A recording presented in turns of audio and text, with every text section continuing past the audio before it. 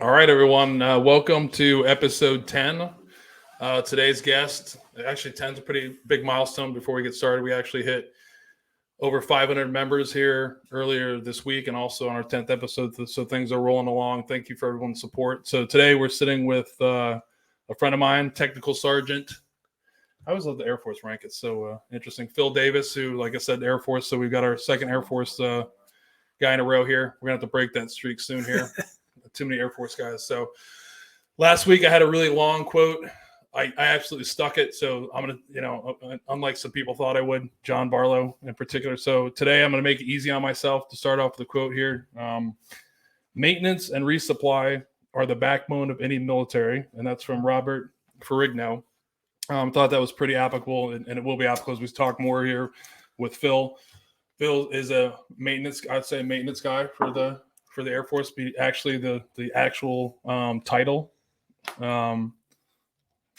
is, again, water. Like the way the Air Force does everything: water and fuel system maintenance, right? Yes, sir. So they always make it difficult. Somebody said, "Hey, Phil," already. He's got his first shout out. Oh, nice. So known Phil for a long time. Actually, for those people that know me, Phil was actually like my bourbon mentor. He actually was, when I started getting into bourbon here in Columbus area, was my hookup. So known Phil for a long time. Super excited to have him on. So Phil is an Ohio guy through and through. It's kind of his fault, and we'll talk more about it. He's a huge Ohio sports fan. Absolutely. Browns fan. So he loves agony. Again, he likes the Browns. He's in the Air Force, so you can tell he really doesn't make the greatest choices. You could. That's why I drink whiskey. Yeah, to forget about your choices of football teams. And I mean, you're an Ohio State fan too, right? You're a big Ohio State fan. Oh, huge. Yeah, he's huge. Yeah. Wife's got season tickets, so. Right. So he's got that at least. So that's all that they have in Ohio sports, by the way, except for Cincinnati's Bengals last year. So we'll see how that goes. So. Hey, I root for him. Hey, Ohio teams, Browns guy, but same division. Yeah, and I gave Phil a hard time about this. I saw him when the Bengals were making a run from it. He actually went to a Bengals Super Bowl or a football game watch, and he literally was wearing a Bengals jersey, which I think is unheard of. So I'm a Yankee Giants fan. I would never ever wear a Jets jersey. I feel like you sold your soul there. There's a backstory to that though, Che. So let me tell you that. So my buddy hits me up about 3 days before the game, and says, "Hey, would you like to come over?" And Sullivan's been a good buddy, partied at Ohio State together, went to college, and he's a Bengals fan. I'm a Browns fan. We've went to Browns games before, and he says, "Hey, we're having squares. You want to play?" And I said, "Yeah, it's $50, a square." So I throw $150 to support him, to have fun. I knew I was going to go over to his house, and unfortunately, Aiden got sick. I believe my son, and he couldn't go, so Trisha stayed home, my wife, to watch him. And I go over there, and the score we're playing, I win the first quarter. I win the third quarter, and then I'm like, "Hey, I just won $550." And then I'm cheering man, do I want them to win the Super Bowl, or do I want to win $350? I was slightly intoxicated, and I was, cheering for all my Bengals fans.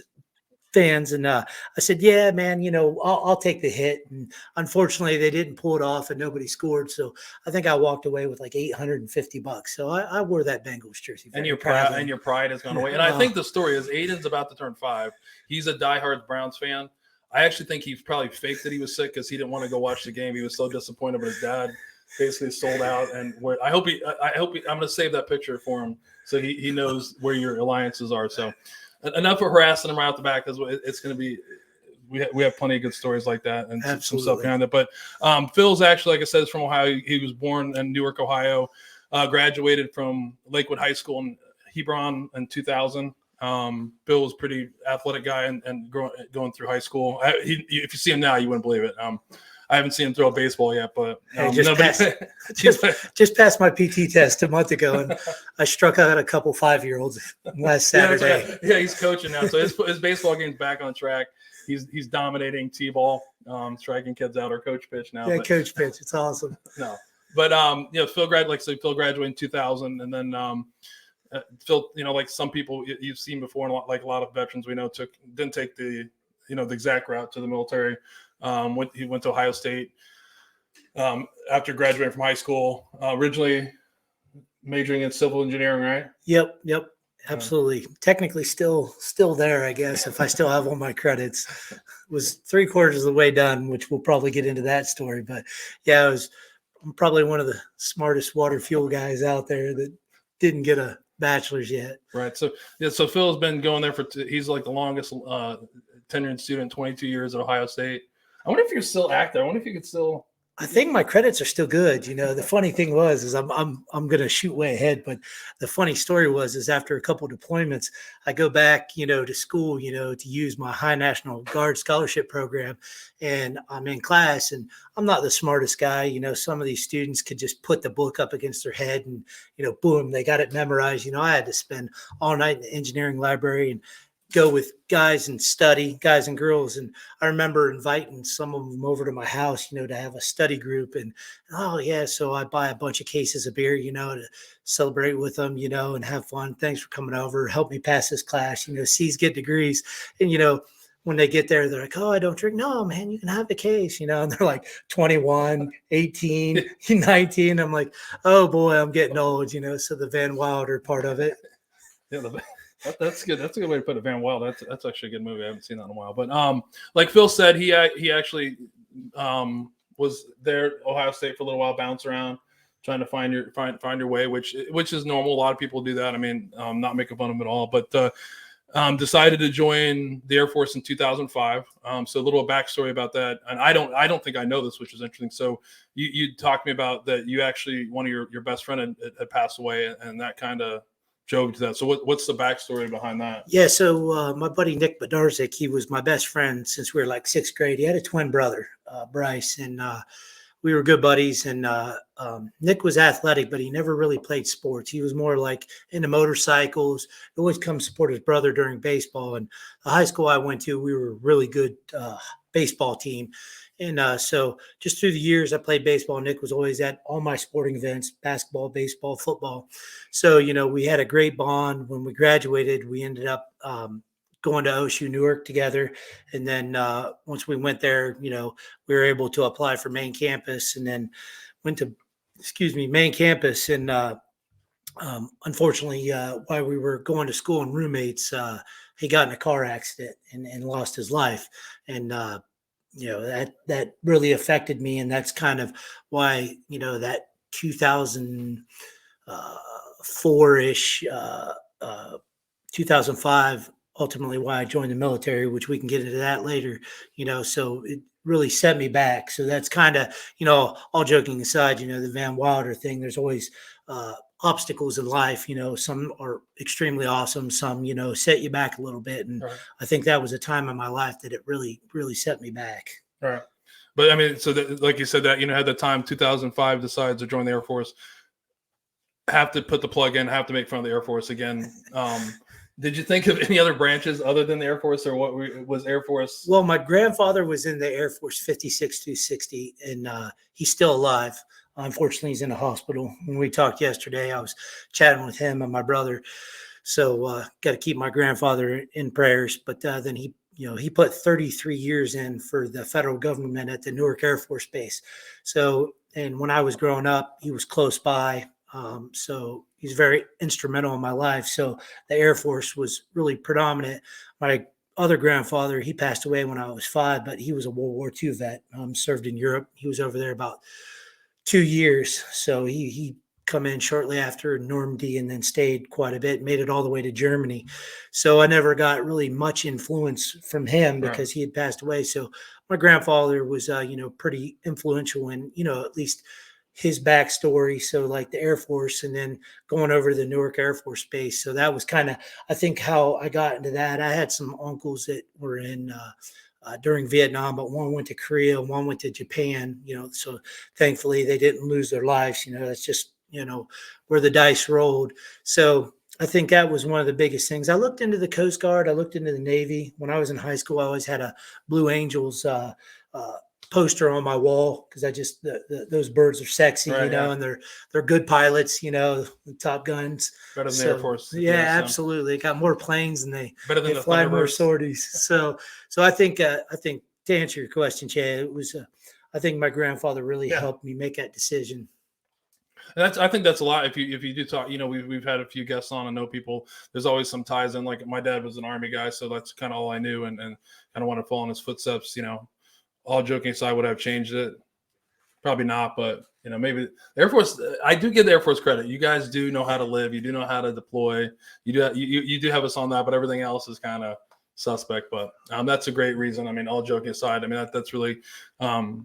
Interesting with how a lot of people do follow in the footsteps of the person that influenced, whether it's like a grandparent or brother, sister, parent. I tell people when they ask me, like, what branch do you join? And I've had the pleasure of serving alongside, Army, Navy, Coast Guard, Guard, Reserve, components, active duty. And I always tell people, what is your mission? You always get people that say, oh, the Air Force is so awesome and they got the greatest, amenities and stuff. And I say, well, yeah, but we got a 9,000 foot runway that's 2.5 foot deep. You can't just pick that up and just move it. So the Army and Marines, they got to go out there and they're the ones protecting us and making sure that we can get supplies in, and they're neutralizing the bad guy. So it's really what you want to do. And at the end of the day, we need everybody, to kick ass to make our country great. There is some pros and cons, of each branch. I do give my props to my brothers and sisters that serve in the Army and the Marines, because it really does take a toll on their body. So when I see, young guys, I try to tell them, hey, you need to make sure you take care of your body, because when you get old, you can't return back time. But yeah, so a lot of it depends what, your family's in and what avenue do you want to take? What's your goals, and they're all great branches. I mean, yeah, we do have some fun, cool stuff, but like most guys in the Air Force, after 20 years, you put like 2,000 rounds in an M4, and the Army shoots 2,000 rounds when they go out to the range in one time. So, you guys get to play with some cool toys. We don't have tanks.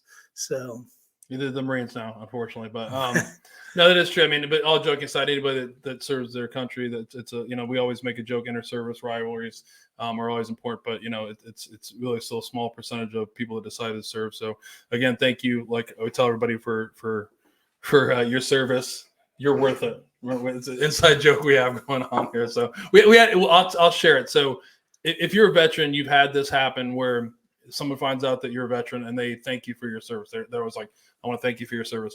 And if you ask most veterans, I don't know how you feel. It's kind of awkward sometimes. It kind of throws you off. I'm outgoing. So, the funny thing is you're going to tell a story, which I think is pretty hilarious and well-deserved. But when most people tell me like somebody comes up, I'll say thank you and God bless. Or if I'm feeling chipper, good majority of the time, I say thank you for speaking English and paying taxes. So, that's what makes us great Americans, but that's just my funny little saying to catch them off. But that wasn't what I was going to go with. Totally different route.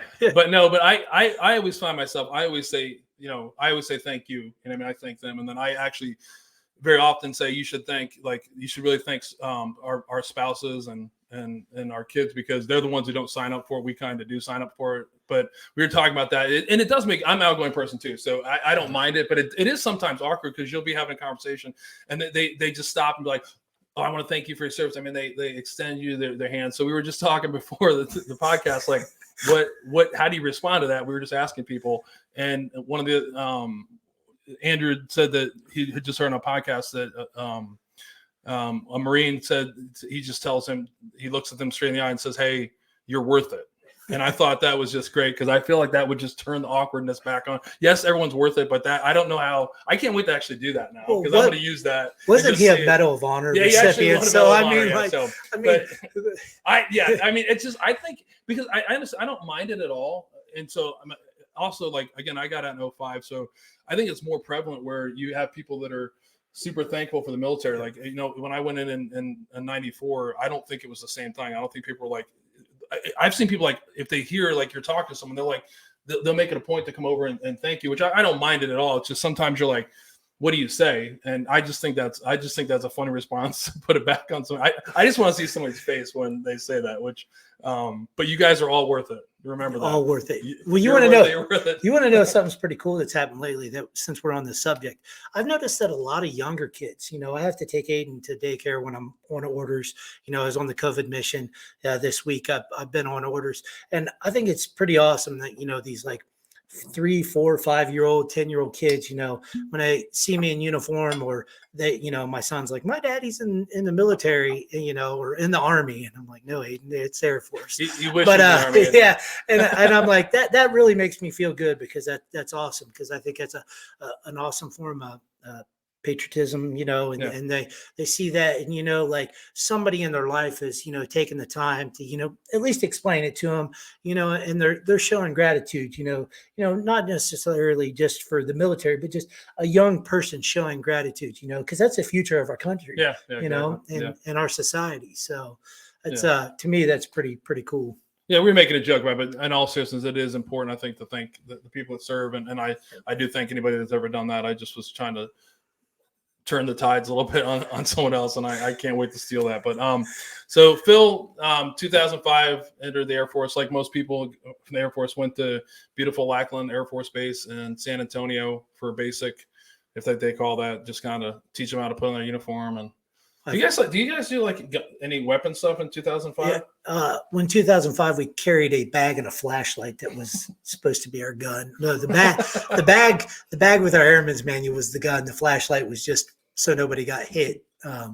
So yeah, it was quite interesting. I'm sitting there thinking like, man, they're really training us to kill.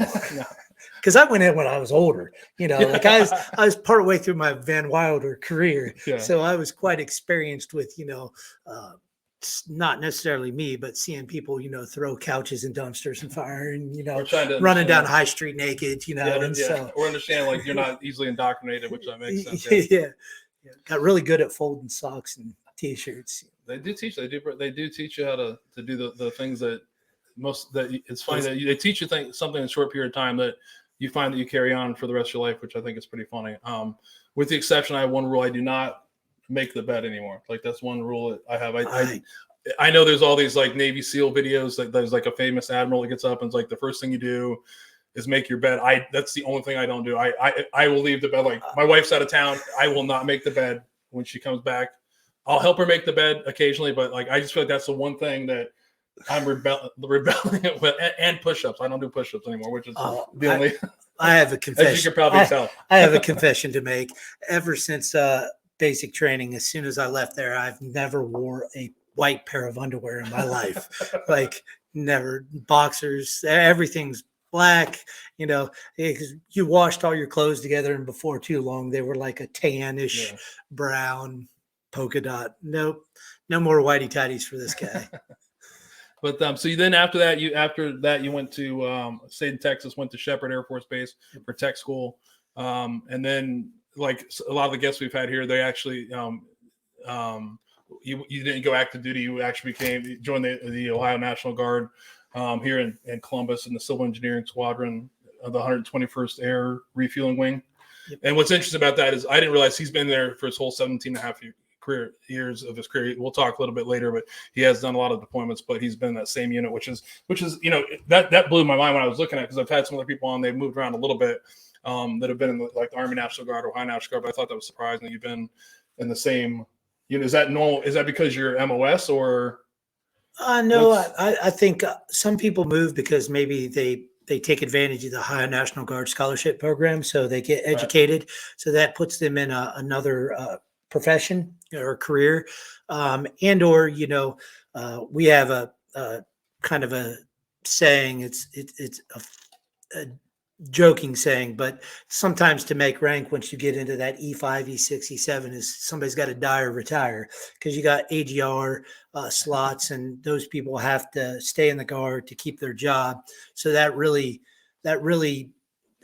might lock your shop up. So the only way that you can make rank is if you transfer to another squadron or another base.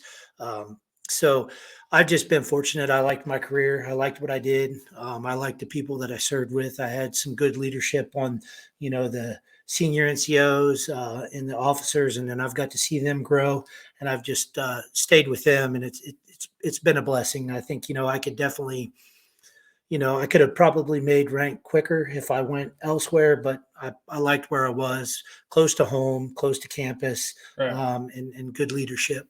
Yeah, and you don't have to. I mean, you stayed in this area to the Central O'Hare, so it's not like that long drive. I mean, for the people that have never did, the reserves or National Guard, it's kind of it's already a challenge even when you're close to that one weekend to go, and then whatever other things you're doing, and then if you have to drive, another 2 hours. I actually remember when I was in Texas and the reserves, there was a guy that would actually fly in for drill, which I thought was completely crazy. But that for his rank and what the jobs he wanted, it was the only unit that was out there, so it's kind of strange. So I can understand staying there. If it works for you, it works for you. There's nothing wrong. I think that's great that they do that. I mean, that's active duty. There's no way you're staying somewhere for 17 and a half years, which is cool. And I'm not sure about how is that the same with like the Army National Guard? Can you say it the same way? Okay. I was asking the guys that are in it here too. So awesome. So he's been there for 17 and a half years. He has not just been staying at Phil's and just stayed here in Columbus as much as he talked about going. He does go to a lot of Ohio State games, a lot of Browns games. So he has been around a lot, but he has done a lot of mobilizations throughout your career. I think if I'm looking at it, it's close to 8, I think. So the first one was in 2018, and then the last one is I guess technically right now. 2008 was the first time I got officially mobilized. But just come off of the COVID mission and then coming back from Jordan too. So kind of in conjunction, I was actually on orders for almost 21 months in a row. So he's been doing a lot of stuff. So like you said before, his first mobilization was in support of Operation Iraqi Freedom, where he was at Shaw Air Force Base in South Carolina, and then went to Mountain Home Air Force Base, which is in Idaho, in support of Operation Enduring Freedom in 2010.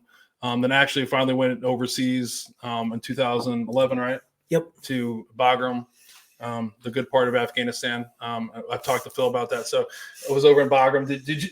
I think you said you joked you didn't have a weapon. Did you have weapons? No, we had weapons, but we always had to keep weapons because a couple months before we got there, it was ironic that the bad guy, ISIS, Taliban, whoever it was at the time, they decided to attack the base, and they attacked it on the Camp McHugh side, which was the Marines. So out of all the places that you would attack the base, you'd attack it at the Marines, post. I'm like, those guys are just itching to shoot somebody. I'm like, and the other side of the base, it's like chain link fence where we're at. Like you just get some 10 snips and come in, and most of the guys would drop their gun, and be like, fuck, so no, let's go attack the Marines.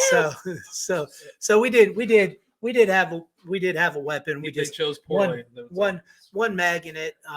Being into maintenance, we secured it in our truck, but we always had to have it just in case there was that insider threat. But between our security forces and then the other branches securing the base, and then we had like the Korean special forces there.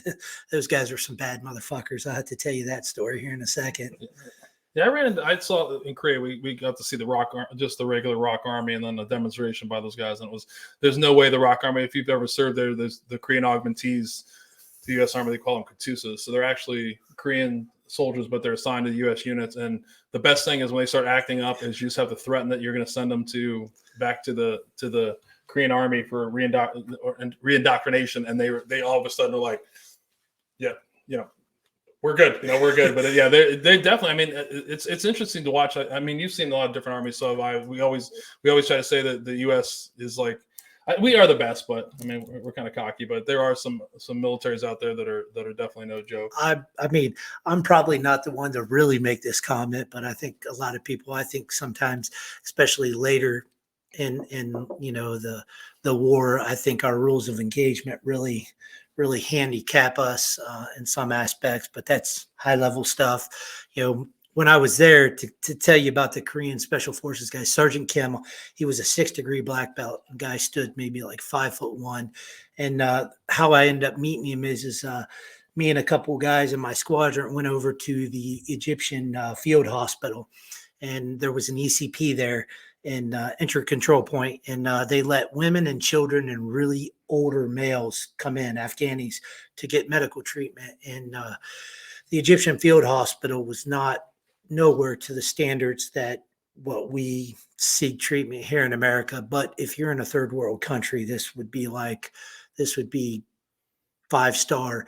And so we'd go over there and we'd volunteer and help fix some of the plumbing stuff and get it up and running on utilities and try to help out, pass out candy.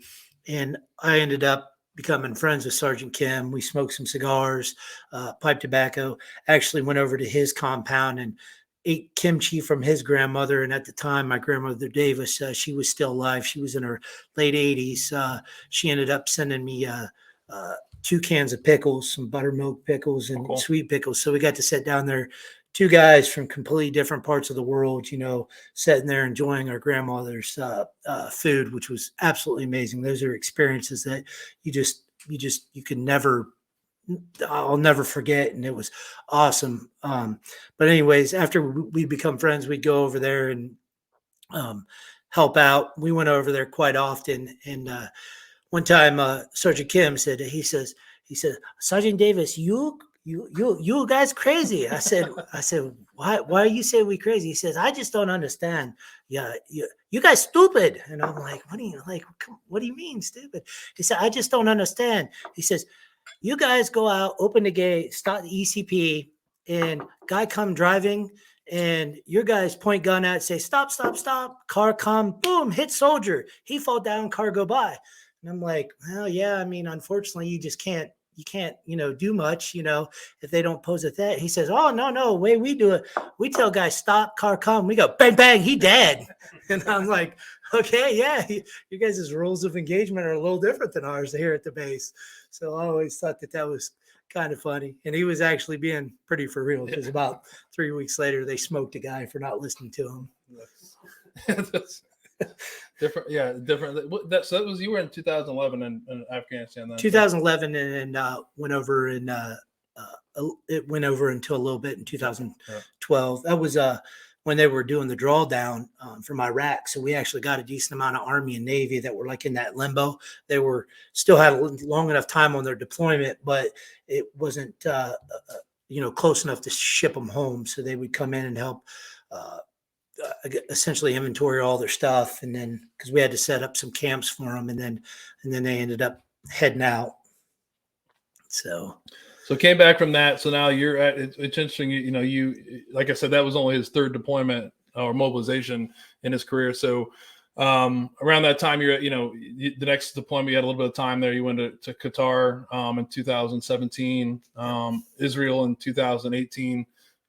That's when I remember I have a gift over there you got me still from there. And then, but when he was in Israel, I want to talk about that. Like, again, the mobilization, like the story just told about Afghanistan and having a weapon and stuff. Like, he's literally was like staying in 5-star hotels in Israel. I mean, he's like sending pictures back of him and at the beach. And didn't you have a case where something happened where you were living and they had to move you to the, he was where they were staying. Something happened with the water. Again, the people that are there are fuel and water systems maintenance people. Like Phil's one of them, but somehow they couldn't figure out what was wrong with the water, and they end up in a 5-star hotel for how many days was that? We're like 4 or 5 days. Yeah. We thought we were going to actually get sent home, but our Colonel Grady, he ended up pulling some strings and getting us to stay there because it was a great training exercise. We were with the Navy Seabees, so that was pretty awesome to do projects because we were building buildings for some mission that we weren't supposed to talk about. And so what happened was, like, to our defense, we tried our best to limit water use. And go home. No, we wanted to stay. I mean, I went to the 5th largest whiskey bar in the world and went to Milk and Honey Distillery. It was pretty cool. It's part of the off time, and but no, what happened was they had a contract for the wastewater, and it never got renewed. So our tank just kept filling up, and we didn't have a pump truck. If we had a pump truck, so we were really limited on money, tools, and equipment. We only had exactly what it was to build the building. So we didn't have like a plumbing shop. Like, our plumbing shop was like a toolbox, so that's one of the reasons why. And they couldn't get the contract signed up, and we're working with the Israeli Air Force. So that was all on them, and this wasn't their primary mission at the base. Their primary mission was, their F-15s and defense. So. Right. And somebody just posted, that's why you joined the Air Force and not the Army, which is true. I mean, he was bragging pretty hard about it. And there's I wasn't bragging. I was just sending you pictures. I mean, the thing is, like, the hard part for me is, like, when your friends deploy, they're going somewhere, and there's a part of you that always cares, but then, like, you're like worried about them. Then, like, you see if they send a picture again, they have a phone. You send a picture. It's like, look, I'm floating in the sea. Look at me.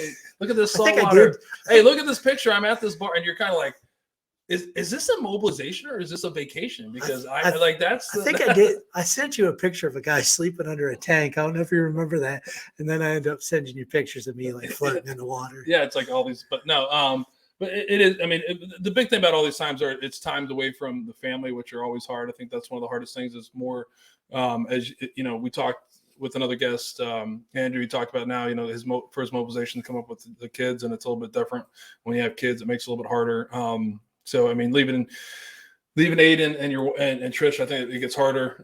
It's not the same thing about the spouses, but it's harder with kids. I think when you have a kid or multiple kids, it's really hard because I think for me it was always like how quickly they change. You know what I mean? Like you see them and then it doesn't seem like it's a long time, but in 7 months, 8 months, they can totally change and it's you miss a lot of stuff and that's really hard on some people. So no, it is pretty unique. I mean, you hit the nail on the head with the comment you said earlier. I mean, I do think that in some aspects, maybe not the dangerous part of, getting shot at and IEDs and stuff like that. For the most part, the family, they're stressing out if you're okay. Your wife or your significant others got to take care of their responsibilities and your responsibilities. So our family sacrifice a lot. It's amazing. And as I got older, I've taken more of appreciation. I think when you're younger, you kind of take that for granted, but then as you get older, you see that kind of thing, and it's kind of fun, having you as a friend, your kids, you're not too much older than me, but your kids are your kids. I'm only about 39, folks. Yeah, and but your kids are older than mine, so significantly. I mean, so like I took Aiden when he's like 3, and we seen your son catch a touchdown pass, and his only touchdown. I know, it was awesome. I was so proud. Aiden got a picture. He loved that. He talked about that. But on all his defense, so for Nate, he's actually a offensive lineman in college. He was a blocking tight end, so yeah. It's not like he was a wide receiver, just as we have a joke, is him and I just talked about, not to cut you off, but in college, and everybody knows in football, he's not a skilled player. So him and I were talking early in the week, and he says that all the time, I'm not a skilled guy. And I was like, you guys are the offensive line, the biggest people. I would be like, if another person calls me unskilled, he's like, well, they don't call you unskilled, they just call you big. I'm like, if they're calling that guy, if I'm calling you skilled and not me, they're saying you're unskilled. I was like, I would be like, you offense linemen just need to revolt one day and be like, another fucking person calls me unskilled, we're not blocking, let's see how far we get down. He was just like, forget it. Like, he's like, stop that. But I'm like, but that in his defense, he is a great athlete, but he's just, he wasn't like a wide receiver. I was a blocking tight end myself. I caught a couple of touchdown passes in high school, so it was enjoyable to see him. And he was, I think we made it to 3 games, 2 games for sure. And he was a pancaking machine. So he is quite a skilled man. He's a big boy for sure. So we've talked a little bit about the military career. So one of the things that's funny about all these mobilizations we talked about is like most reservists or National Guardsmen, Phil had a civilian career. Civilian career is going on. So Phil, right now, Phil works for Anheuser-Busch. Yes, he does get free beer. I haven't got any in a while. It's a cool process they have. So that isn't a lie. I drink it before I give it to you, Jay. Yeah. I mean, I think he gave me like a case of Michelob Ultra that I forgot about, and I put it in the pantry. And like a year later, I'm like, oh shit, I totally forgot I had that. So I give you thank you, Anheuser-Busch. Yeah. I just gave you a platform. Browns beer. No, it was like, but they do that. But he's been there at Anheuser-Busch since 2019, and before that, he's doing maintenance there at Anheuser-Busch, which that's his military, ties into his military career as well. And then before that, he was working up at Honda Manufacturing at Marysville at MAP, doing maintenance there as well. And then before that, from 2010 to 2016, You're working for Prime Equipment with the poultry industry as a traveling service technician. Yep. And that's where Phil got his game on bourbon. So all you people who are hunting now that are into bourbon in 2022, Phil in 2010 was making all these crazy connections, again, taking advantage of where he's at, the 5-star hotel, finding Absolutely. all the good liquor stores. He was playing that as well. But the Army, we said, I guess, no showers. I saw it. Yeah. That's what they'd say. Like, hey, guess what? Go get a 5-gallon thing of water and put it out in the sun and heat it up, and you guys can pour it on yourself. No shower. Not the Air Force again. Goes back to the comment. That's why you joined the Air Force. So we did it wrong. But the reason I brought that up, and we won't touch base on all those we can about that, but what I thought about, like, how long I've known you, and then, like, as I put stuff together, it seems like your military career for the past 17 years, 7.5 years, has actually, like, had a significant impact on your on your civilian career. It's like we all know. I have a question here, but, like, we all know that there's actually the Uniform Service Employment and Reemployment Rights Act, also known as the Reservist Act, protects, like, wages and jobs like that. And Phil is, like, one of those classic examples. In the time frame, there's a lot of people I know. And one of my classmates, who's going to be on here later in the year, he's the same way. Was a reservist that was mobilized extensively for 20 some years. So before I go to the original question I was asking, did you? And I know it's illegal, but have you seen any blowback? Did you have any blowbacks from employers when you were leaving, throughout those careers, or no? It's ironic. That's a really simple question. No, not employers. The only time that I had a problem, I had a professor when I was at Ohio State, and I turned in my orders and I said, unfortunately, I'm deploying. And I asked her, I was at the end of the semester, and I said, is there any way we could potentially take the final early, and, give me some assistance on some of the material that I haven't quite got, so I could get credit for the class, since I was, like, 90% done. And she says, well, if you leave for the military, you will fail the class. And I said, well, there's this gentleman called Mr. Obama that says, unfortunately, that is incorrect. When he calls me to duty, there's things that protect me. And I had to go to the dean and explain to the dean why this teacher was wrong. But all the companies that I worked with, Mount Carmel East, they were accommodating, no issues. Prime Equipment Group, Honda, Anheuser-Busch. I mean, I've been very fortunate in my career, in my life, that I've seen little to no blowback on my civilian career, which is awesome. I know, like, I thought you were going to say that, but I was going to try and challenge you a little bit about. But, like, so the thing about it is, in maintenance, if you what Phil's job is now is actually Phil's on the third shift. When you were up at Honda, I think you were on second shift. Yeah. Second shift. So, a lot of those places that you're at, you have to have seniority to stay there. So I think that has been that you kept your job. There hasn't been any blowback, but you haven't been able to kind of, like, advance the same way that you have been in your. That's kind of how I look at it. You're not able to get off that third shift. It would take you how long to get off? Yeah, that has third shift. That has probably crippled me a little bit, but I think like, not getting too much into depth into like financial stuff, but, like, with the way there's no more pensions now anymore per se. I mean, I do at Anheuser-Busch, but all jobs now pretty much are 401k. So the way that you can get more money in your retirement is you need to make more per hour. So I've used my deployments and my training, and the skills that I've acquired on those deployments and the jobs that I worked at to propel me to the next, job and higher pay. So in some senses, yes, the deployments have set me back a little bit, but the knowledge and skills that I've got have helped me move forward and those careers to get, Honda and Budweiser, even right now and in the last 40 years have probably been two of the most predominant jobs for maintenance guys. I mean, there's thousands of guys that apply for them and only a few get them. So, I'm blessed in that department. Right. Yeah. And those aren't easy things. I remember talking to Phil when he was going for the Anheuser-Busch job. You think it's like you just put in there, but there's a lot of, like, tests you have to pass. Yep. A lot of, like, pretty extensive stuff. So it's like one of those things, like, where you don't just say, hey, I want to be a maintenance, person at Anheuser-Busch, and you get in, there's like a test again, which is actually good. I guess right, and bullshitted the guy. It's a good thing I have bourbon. Yeah, that's a good way to do it.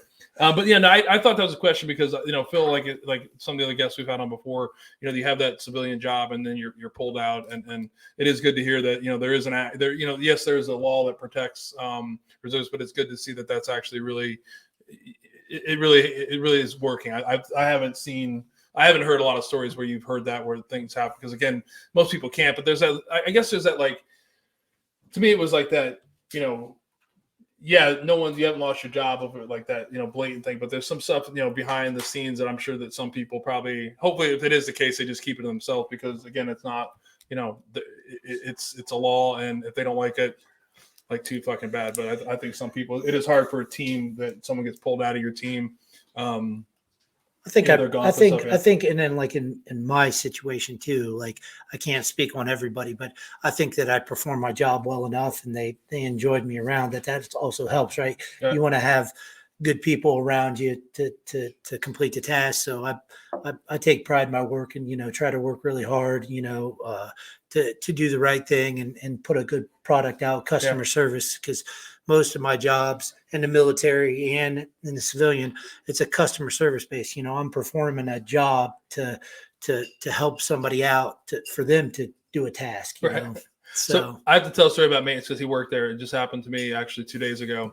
I work at Honda. I'm a contractor up there, and I have my office, and it's our own individual offices, which is newer since you left, were my offices. So we had a key in a the magnetic lockbox we have hidden away, and I never use it. I usually use my key. Well, I switched keys out, and I didn't have my key that had my office key. And so I walk up there, I go to grab this thing, and I'm like, oh my God, where the hell's the key? So at first I thought thinking to all the other suppliers, because I would do this, is take their key and hide it from them. So I immediately go to the one guy who I think it is.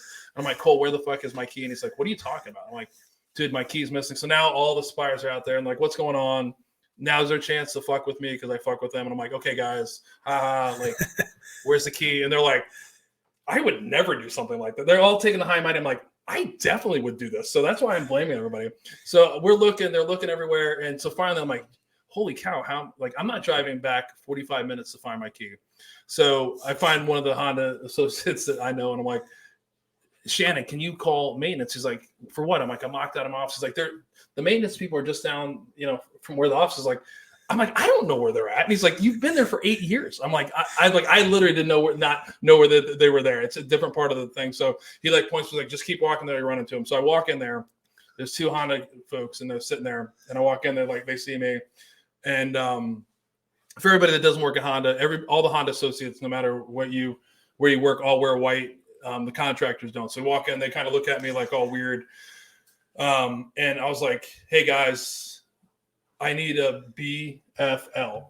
And this one guy looks at me and the one guy doesn't say anything. The other one goes, big fucking ladder. And I'm like, yes, like I need a big, and I'm like, oh my gosh, this. And so he was actually like, I was in the Army. Like I'm used to the hammer, like a BFH or something like that. So they're like, look over there. So there's a gigantic, like 12-foot ladder. And they're like, well, what do you need a ladder for? And I was like, I lock myself out of my office and I'm going to go up and over. They're like, isn't there a ceiling? I'm like, no, there's not a ceiling where that. And the one guy's like, I am not going to be any part of that. And the other guy's like, I'm coming. So they have these little like carts on, you know what I mean? So he takes like the 12-foot ladder. I grabbed the like 8-foot ladder. And the idea was I'm going to like put the ladder up and then go up over onto the other ladder. So we get there and I just realized, oh my gosh, I can use the door handle, just push the door handle. So the maintenance guy goes by and like, he gets me a broom and we push it to and open it. But it was just funny. Like the maintenance guy, like, said customer service. That was customer service. Like, and the funny thing is, he's like, hey, I'll take the ladders back. I'm like, oh, cool. I'm like, and I gave him I gave him a thank you for helping me out. And then I actually find the key, which was magnetically put on one of our filing cabinets. I'm still claiming I didn't do it. I may have done it, but I don't remember putting it there. But yeah, so they're jack of all trades. And you're a contractor, so most people would just be like, good luck, buddy. Yeah. Call security. That's pretty awesome. I got to know, thank goodness. So you ready to finish there? Yeah. We're ready to get to our first featured. I think it's time we're about 45 minutes in. So Phil's actually brought us his bottle's actually one I've never heard of. It's actually Blue Note. If you want to open it there, Oh, so yeah. let's get it started. What I talk about. So this product, it's Blue Note Juke Joint Whiskey Uncut. It's a private barrel by guess who, and this is actually from B&R Distillery, which is located in Memphis, Tennessee. It was founded in 2014, and it's a craft spirit company. They really have only 2 flagship brands right now. One, which is the Blue Note Bourbon, and then the Riverset Rye. When Phil said he was going to bring this, I'd never even heard of it, but looked it up. They have some other host private labels that they produce for. Their products are mainly right now in the Southwest and Midwest area. And it's actually named after the blues music. And if you look on the website, they talk about like the blues. Blue Note is bold yet smooth and embodies the Southern culture and Delta flavor. What's interesting about this bottle he brought is in 2019, their rick houses were knocked down and collapsed during a huge storm in the summer. Initially, they thought all the barrels were destroyed. It was a real mess. And what they ended up finding happened, there were some barrels that actually stayed exposed to the sun and elements for 4 months. So from the summer all the way into the fall. When they actually got everything cleaned up, they were able to assess the situation and seeing that some of these barrels had survived. And this is one of those survivor barrels which they released to the market as private barrel picks. What's cool about this one is, that story is pretty interesting. If this is from 2021, they do on the website talk about as they move forward, it's actually not going to be the survivor barrels anymore. So, but this barrel or this pick we have right now is actually it's not age stated, but it's it actually is age stated. It's at least 3 years old. So it could be some of it a little bit older.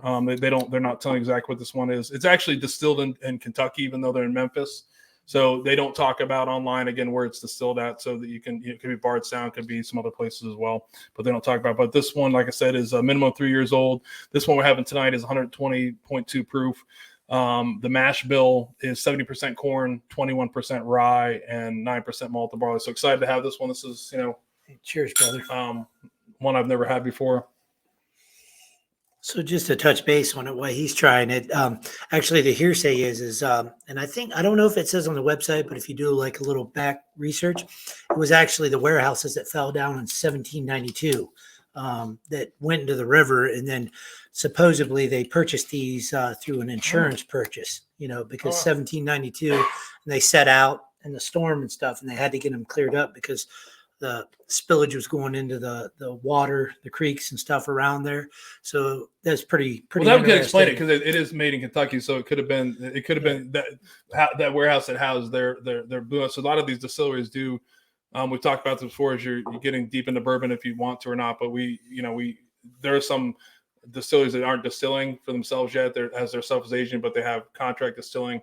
And that may be the case, but I look at that. It's pretty neat, but it's really great. It's actually good. It doesn't taste really too hot for 120 proof. So the ironic thing is, of course, there's always the lore behind whiskeys. There's, the kind of the infamous Buffalo Trace, Tornado, E.H. Taylor Tornado, and they said, oh, it makes it better. Some of that stuff can be subjective. Right. I tried the Tornado series. It was pretty good, So, I think anytime they can pin a story to it, that adds to it, and then it adds to the price of it. But fortunately, before I even knew the story about this, I went out to Arkansas. A good friend of mine owns One-Eyed Jack's Fine Tobacco Lounge in Bentonville, Arkansas. It's a dude. Did he pay you that for that plug? No. He just nailed that plug, by the way.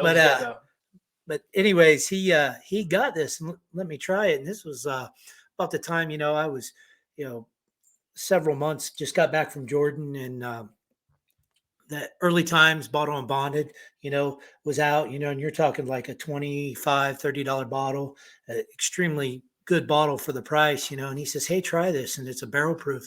And I tried it and I was like, man, this is awesome. I tried it in the cigar lounge. We're having cigars. And I said, man, this is dynamite. Where'd you get this at? And he says, you mean you've never seen that before? And I said, no, I haven't seen it. And I think that bottle with tax is $43. So a barrel proof that tastes, pretty good. It's not too shabby for $43. And I Che, me and you, been drinking, going to tastings and enjoying it, along with all of our other veteran brothers and patrons here, and it's always exciting to find a whiskey that is a bang for its buck and it's good. And you're not paying a ton of money, there's a lot of good whiskeys out there that's not expensive, and it's fine. And I think it's fair to say you've got some extremely great whiskey sitting out here, Old Forester single barrels. I think you would agree with me when those come out on the market for their price point. Even still, they're a dynamite whiskey. Yeah. They're just still hard to find, but the price hasn't blown up extremely, So, and when I got this whiskey, I know you're fortunate enough that you've got to try a lot of whiskeys, going on samplings and just, making the purchases, and going out and trying it, and then other people sharing with you, you sharing with other people. And so I wanted to try something a little bit different that I enjoyed, it's not always about the most expensive bottle brings you the most expensive 100%. fun. Yeah. That's to be said. There's, the prices of whiskey are crazy sometimes, and it's sometimes it's worth it. I would agree most of the time it's not. Like, some people disagree, but some bottles are super priced. But this is great. I mean, like you said, if you can find it, you should definitely pick it up. And I think it is a gimmick, but I definitely, if this is, minimum of 3 years, so it's probably like anything else is probably really super close to 3 years. And it doesn't taste that young. I mean, I've had some other stuff that's around that 3 year, 5 year range, and it's like hit or miss, but this doesn't come off as what I call young. And maybe it is a point, like Phil was talking about, the tornado, thing at Buffalo Trace. There was actually a tornado that hit and ripped off top of a part of a warehouse and left barrels exposed. And it actually launched Sazerac into establishing, not launched them, but I guess they end up coming up with Warehouse X, where they're doing stuff like that, where they're exposing barrels to sunlight their entire career instead of, their entire life, instead of staying in a rick house. They're give them constant temperature. So there are some different things. I definitely think there's some, maybe it did help it, but again, it does great when you hear the story. When I heard that story, that as most whiskey people, when you hear a story, you're like, holy shit, I cannot wait to taste this. This is like a cool story. It was in the mud, like it's totally cool. But no, and the price point is perfect, I think, for a bottle that's that age. I mean, you see some other craft distilleries that are coming out with that same aged whiskey, and they're asking, $89, $119. So thanks for sharing. Absolutely. Yeah. It's and it was fun. I just thought that it would be pretty unique. Just try something different, something that, everybody out there watching, if they're traveling, you can't get this in Ohio yet. Yeah. So if you're out there traveling, I got this, out west, Arkansas, Missouri. So, when you're traveling, that's a fun thing. When you're traveling for vacation, you can find things that aren't local to us, and get a good deal. And then naturally, we both like hunting, as we use the term, searching for whiskeys that are hard and rare to find. Because I would have passed this up if I would have saw this. I would have absolutely. I would 100%. I would have been like, absolutely. Even at that price point, I've been like, I've never heard of it. So it is cool. That's important. And they're uncut. They're non-barrel proof. I don't know what they call it. Small batch, we'll say, for generic terms. Yeah. I mean, I think it's like their small batch is like $30. So like for $10 more, you're getting 40 proof more. Yeah. And I have not tried their small batch, but I was like, man, I love barrel proof. That. Me and you have sat around and drank quite a few barrel proofs in our time together and abroad. So, I was like, hey, let's give this a try. And I tried it. And so that's why I brought it here to share with you guys. I appreciate it. Yeah, it's a good one. Good one. Thank you. So we'll get back to that. Was our first whiskey break. And then the stuff we talked about before, we're trying to get better about that, but it's on the page. You can talk about that, but definitely try, if you see that, grab that.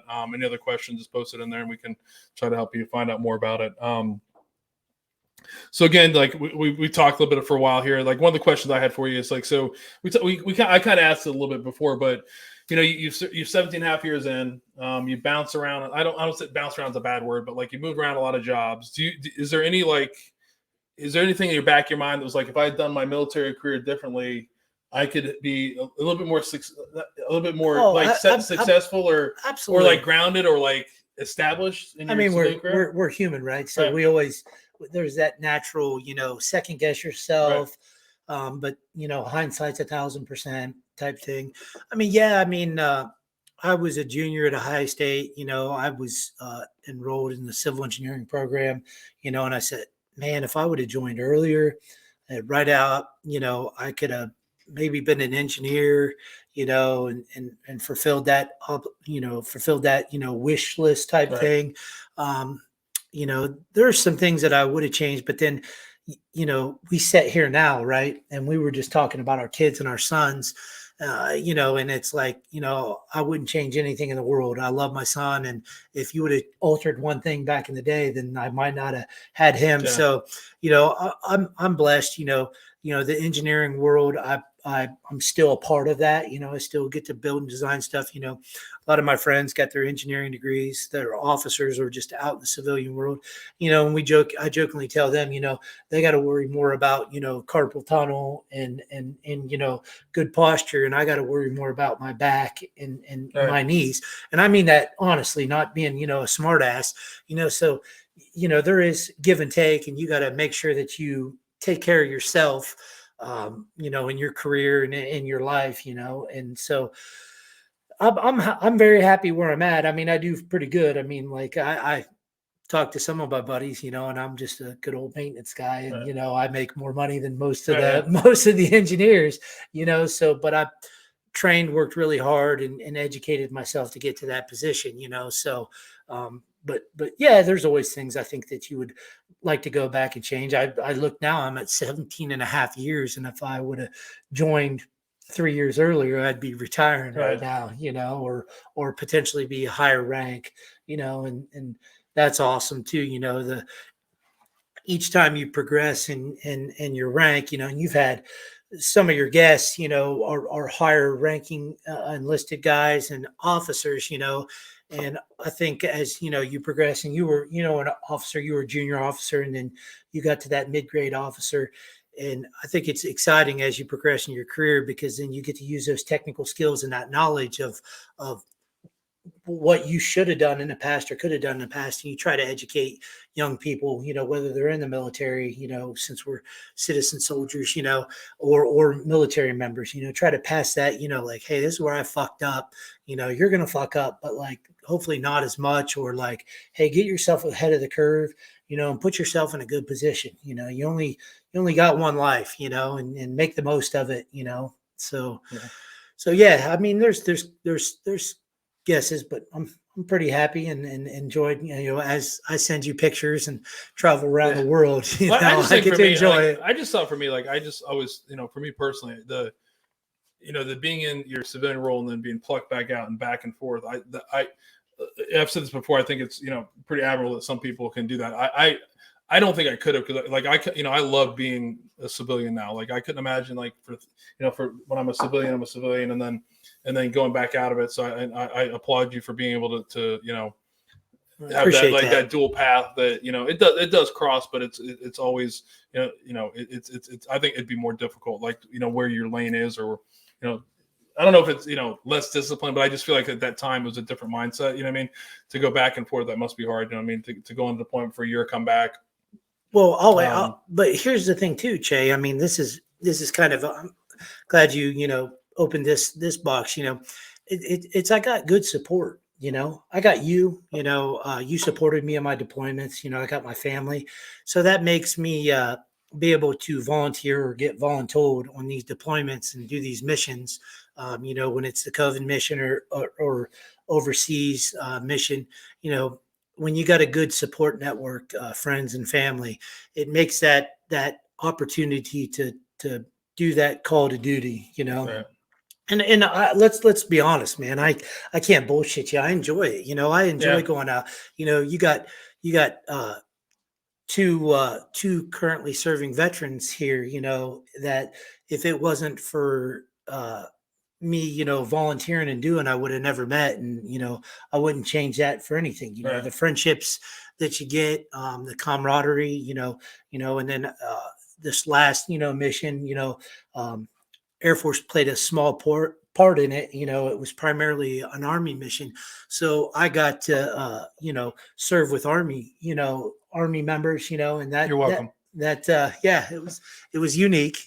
We had our struggles, but no, I'm joking. They were right, you were wrong. That's probably pretty much. But it was awesome. Just that camaraderie and that friendship. That's awesome, man. Those are things that you can't take away. So being able to being able to do those deployments, and being away has given me some gratification and helping our society out and our country out. I think it's funny you said something to me. It was like most people, if you ask, like it ties into what I said earlier about when someone thanks you for your service, right? You're for the most part, it kind of rolls off your back because it's like you wanted to do it. It's kind of like, what is somebody thanking me for something I wanted, like that I wanted to do? But I think the hard thing is, even though you have support back home, like, I don't talk about Korea a lot because I actually deployed to Korea or got not deployed, but I got stationed in Korea right after my advanced course. And like, I found out after I had volunteered to go to Korea just because I wanted to go to Bragg, that my wife was pregnant with our first kid. So I missed like half of it, a little more than half of his first year of his life.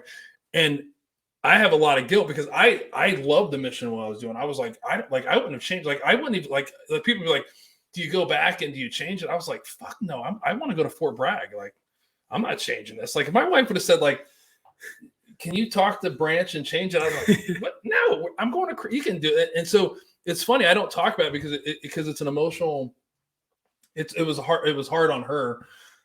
She went back to New York and lived with her family, her mom, and for a while, and it's that whole part, and it was hard on me because I missed his life. But there's a part of me that still is like, I really enjoyed that mission. It was fun, like you talked about before. You get to immerse yourself in different cultures. You do that, and then you're literally doing what you want to do. You're right. Not far from DMZ. You're there, doing what you signed up to be a soldier for. But there's a part when you come back, there's a guilt. Like, I don't think my wife and I ever really talk about Korea. Like, what did you like about it? I mean, she knows I love Korean food, I love kimchi, but like, we don't talk about, I would never be like, I would like, she's probably listening right now. It was Jana. It was the worst year of my life.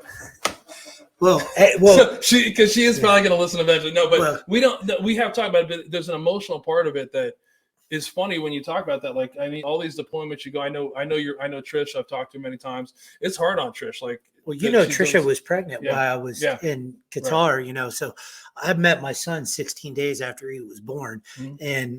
And with the Red Cross and all that, I could have got back home, but it was 120 in Qatar. I mean, people were sitting in a PAX terminal for 4 or 5 days. Right. So like, I was like, and you can wait 16 days. Well, no, it was like, do I take a chance of trying to get home and then get locked up in a PAX terminal with no Wi-Fi?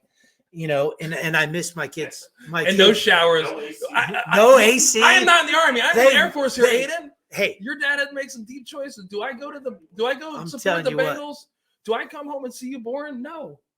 I thought the chef got shot when they gave us this shit called MREs. I'm like, what do you mean? I gotta open this fucking bag and cook my food myself? What is going on? Yeah. So anyways, like, so I didn't want to get locked up. So like, I mean, I talked to the Red Cross, but it just didn't, and thankfully I didn't, because obviously hindsight, the plane broke down that I would have been on, and then the temperature.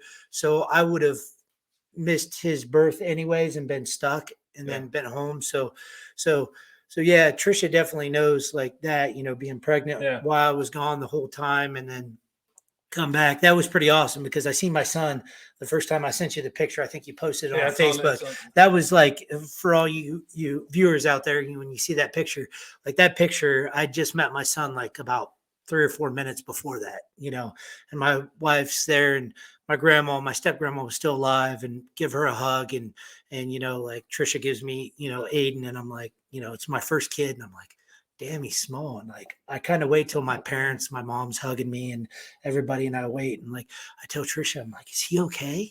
And I'm dead tired. It took us 36 hours to get home.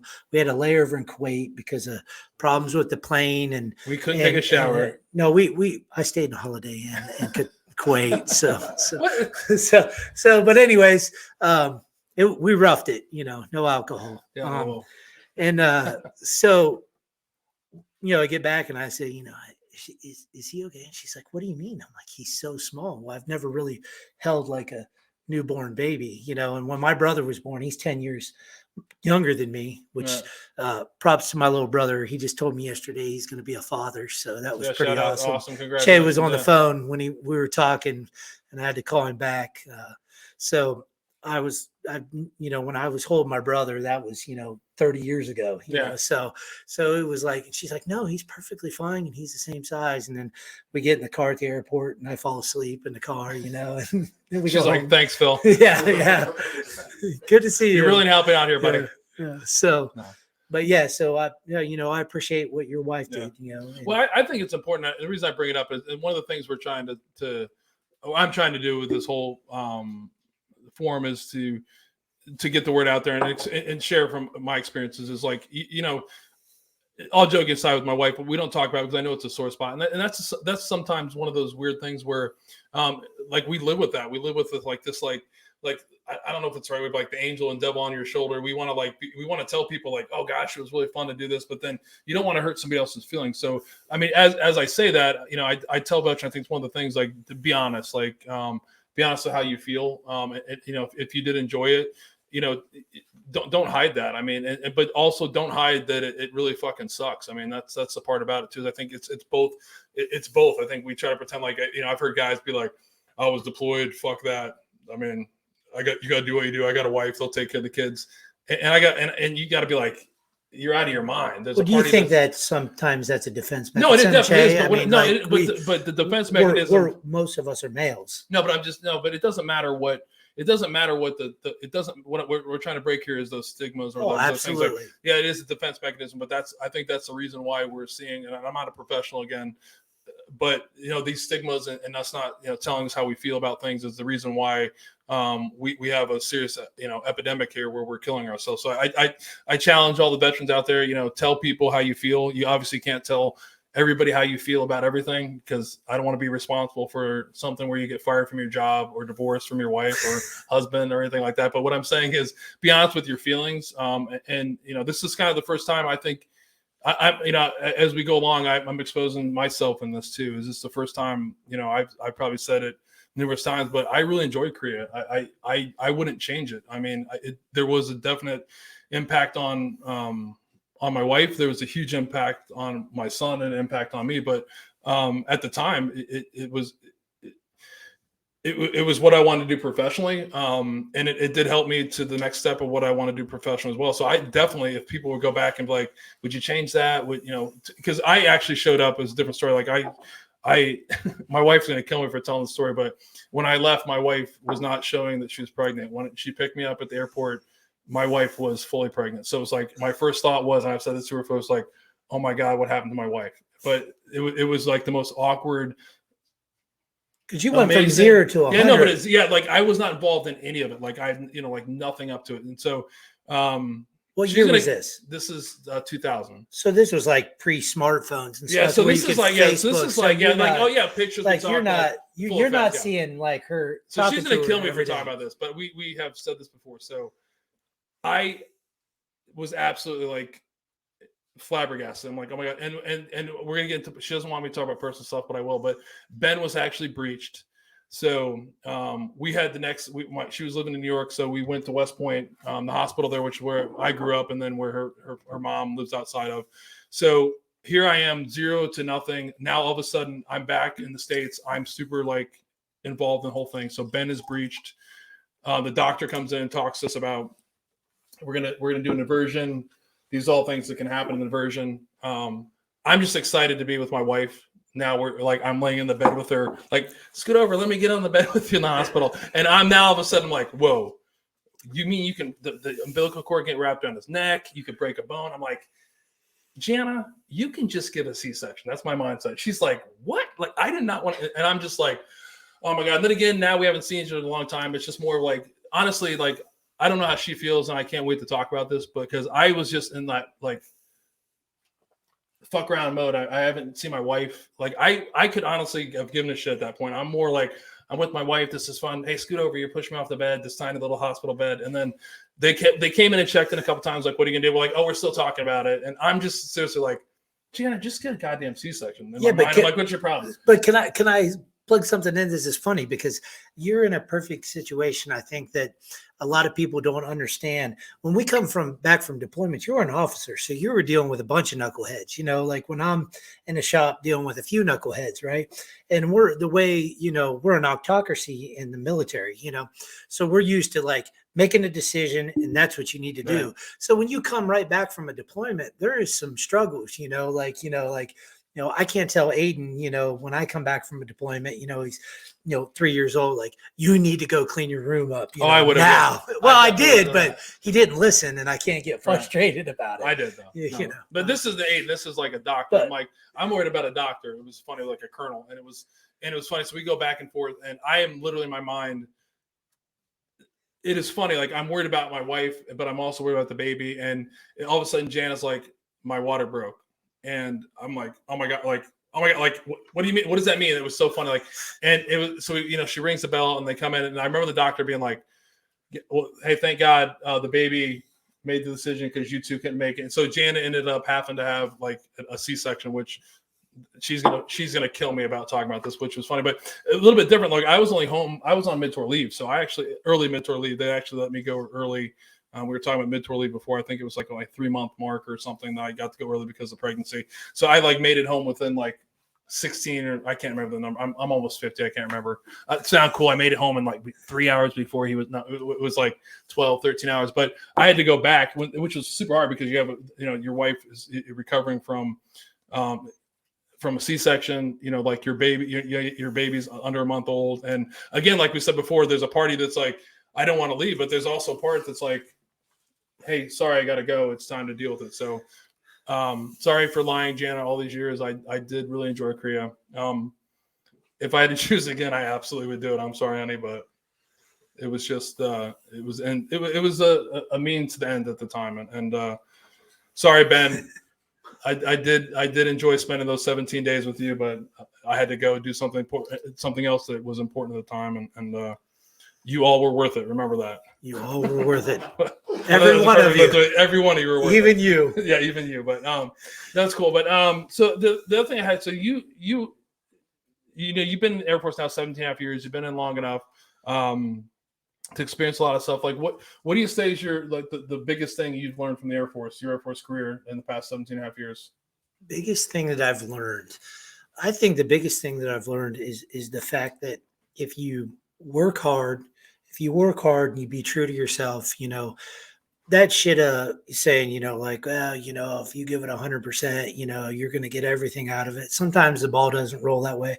But I think if you work hard, you're honest with yourself and you're respectful to other people, I think good things will happen to you. Not always at the same time, but it'll pan out, and I think you'll be happy with yourself. We have ups and downs. Life's not easy. There's forks in the road.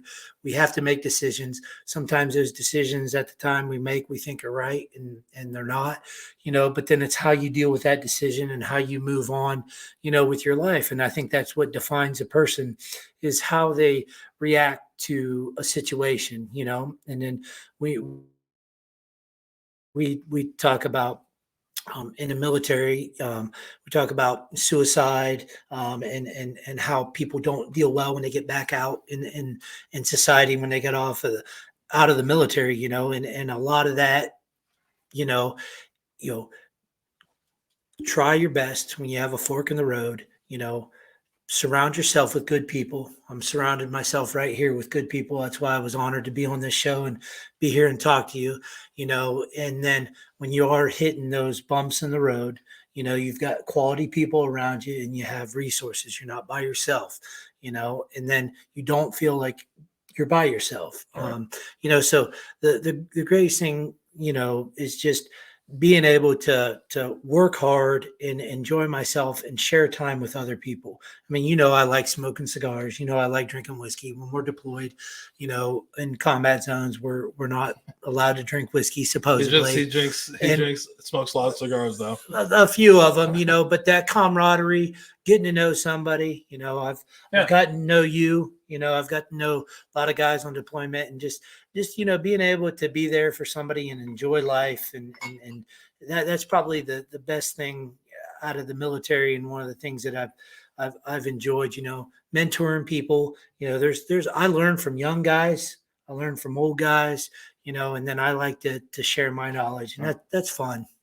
And I think you just said I put embrace the suck. I always thought was there's some things you look back at the time they're seem completely awful, but at the time now as I get older, it's God, that was a lot of fun. That was so that's what you said before. Enjoy the time you have. I think that's one of the things I think it's one of the big things with the military. If you talk about the epidemic that we're talking about of service member suicide, that's one of the things that a lot of, if you look at the underlying story, is they're missing that camaraderie, they're missing that sense of ownership. So it's out there. I mean, there's always, even when you're out, you just have to find where it's at. Again, I've been challenged to bring up the good things to support veterans. Find your local VFW, go there, visit. I mean, there's people just like you that are looking for companionship. Honestly, we're fortunate enough to be in some bourbon groups that we've met a lot of veterans that way. But put yourself out there. Not everybody's an extrovert and does that, but put yourself out there. There's other veterans just like you and I that are looking for that camaraderie, that camaraderie that we had in the military. So don't give up on it. I got a story for you, Che. So I've never told you this, and so we had unfortunately we had a Sergeant Jenkins in my squadron. And unfortunately, Sergeant Jenkins took his life while he was still actively serving the National Guard. And I remember we were down in Tyndall Air Force Base, and I needed a designated driver. I had my own vehicle down there, and asked him, and he drove. And Jenkins made good money. Not that it matters, but just try to paint this picture to explain. Jenkins made good money. He had a family, he had a wife, and he had kids.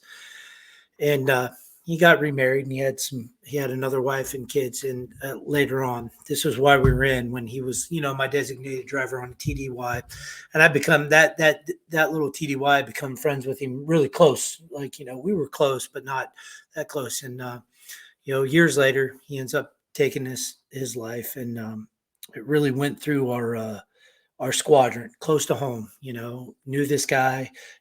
All the boxes were checked. He looked, great job, had a family, showed up, wasn't late to drill, right. Performed at a top-notch level. He produced a quality product in the military, his job. And you look back and you ask the questions, what could I do better, or what, why did this happen? And the thing that I've formulated for myself is, we can ask shoulda, coulda, woulda. I personally think that the most important thing is to reach out and ask motherfuckers how they're doing, and just talking to them, reach out to somebody, and not just a person that's quiet. That doesn't mean anything. Outgoing, I'm outgoing, you're outgoing, right, Che? And we both have, struggles in life, and I look back and I reflect on that, and, the way I don't know that I could have changed anything, but just talk to people, be open, be available. I personally think that when I take these trainings in the military, they say, look for these signs. There was no fucking signs with Jenkins. Yeah. Absolutely no fucking signs. There's guys in our squadron to beat themselves up over that, even now. And this happened years and years ago.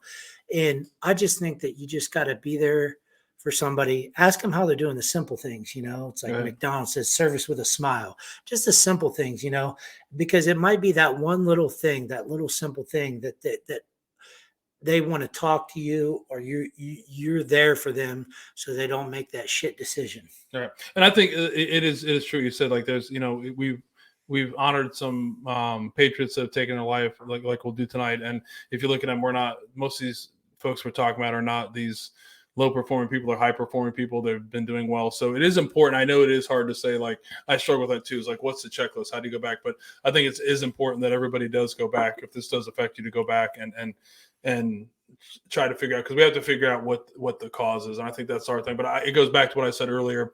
I'm guilty of it. I haven't always shared my feelings about things. I'm hesitant to do that because I don't want to upset sometimes the person I'm talking to. And most of the time that's the people that are closest to me. And I mean, if my wife or my kids ask me something, I'm guilty of it. I don't always tell them how I feel about stuff, because I don't want them to look at me and be like, you're even a bigger psycho than I thought you were, Dad. You know what I mean? You don't want to have that reflection. So I challenge that to the veterans again, like I said earlier today, you know, share how you feel to those you love, but also the people that do have veterans in their life or your friends, your family. Like, listen to them, just listen to them. Don't be judgmental. Just take in what they're saying, because sometimes talk to them. Yeah, sometimes they do want to. They need to get something out without being judgmental, and you don't necessarily. I'm not a professional here. Even a professional, no one I think wants to get inside of my head and try to figure out what is like what I feel and what I think about things, because you're going to go down a road that I don't even want to go down. But that's what I'm saying. But again, like veterans, I think it's important. Tell people how you feel, especially the ones you love. The ones that have veterans, love them unconditionally about what they tell you, and how they feel about things, and accept where they're coming from and their perspective. So when they tell you that, you know, I don't feel guilty, or I don't feel as guilty as you think I should about, you know, deploying while I have a 7, I'm not missing my first son, you know, birthday or birth date. Don't judge me on that and that I'm this awful person, because you're really not. That's, like I said, for part of it may be them to just say it. I feel like I just say it, like you said, defense mechanism. I don't know if I'm like going in circles, but they may need to say that out loud and to make themselves feel better. And that's important. We need to feel better, like, because a lot of us don't feel better about ourselves. They don't feel great about ourselves about the decisions we've made, even though we inside may feel like I didn't make a single mistake doing what I did. You know, I don't care that I left, you know, home when I was 18. I don't care that my mom and dad didn't want me to go. I don't care that I missed my first birth of my child, but we really do care, and to a certain extent, and sometimes we don't. So just listen. Like I said before, we're always here. And then, of course, there's always the professionals. This is a good point to put out. I'm not a professional, but you can always call the Veterans Crisis Hotline, 1-800-273-8255, press 1. Or you can text at 838-255. So again, my phone's always, you know, you can get a hold of me on if you have my number, you can always call me, but you can DM me. But definitely there's professionals that can help you out in doing that. So a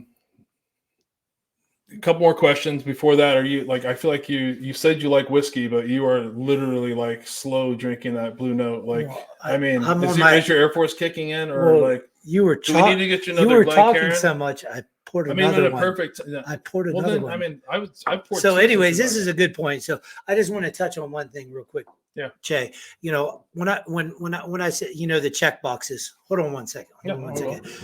Before, you know, the check boxes thing. Yeah, I think we should reflect and we should see what happens. You know, unfortunately, when somebody does do something, you know. But I'm talking when I made that comment.